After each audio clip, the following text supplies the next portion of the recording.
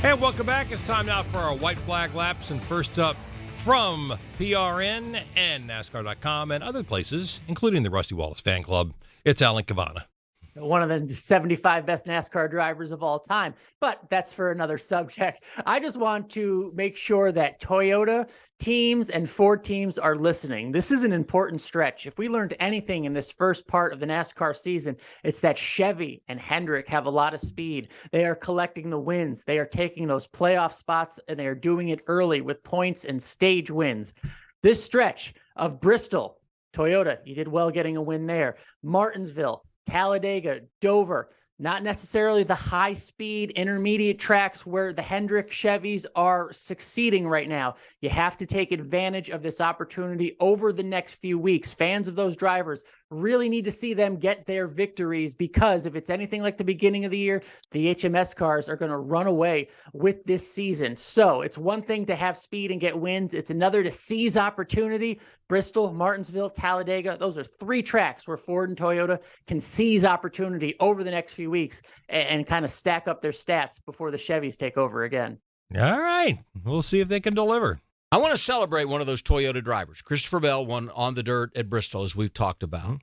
Did you know that was his fifth win in 116 starts? When you look at active drivers in NASCAR through 116 starts, only one driver has more wins in that span than Christopher Bell. It's Brad Keselowski.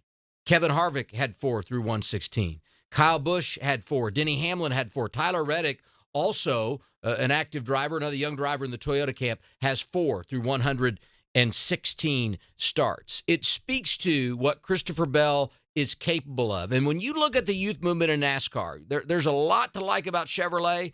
Don't sleep on Toyota. Ty Gibbs, 4 consecutive top 10s. Tyler Reddick has been rolling, has a victory. And now Christopher Bell. There are some young drivers in the Toyota camp that are poised to pounce and could explode as we go toward the middle part of the season. Yeah, he's kind of flown under the radar, but come on big time, especially since the last half of last year. Can't we just get along? Why do we need to?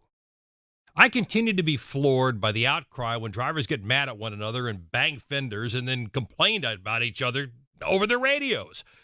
Have we not complained over and over and over throughout the years that the drivers have become too corporate and too vanilla?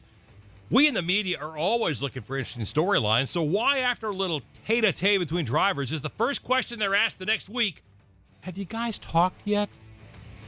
Why do we ask that? What if they haven't? Good. We need some white hats versus black hats. It makes life more interesting.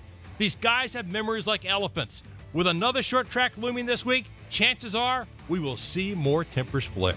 And we'll talk to you next week. The O'Reilly Auto Parts Pit Reporters on the Performance Racing Network was presented by O'Reilly Auto Parts, your professional parts people. This is PRN, the Performance Racing Network.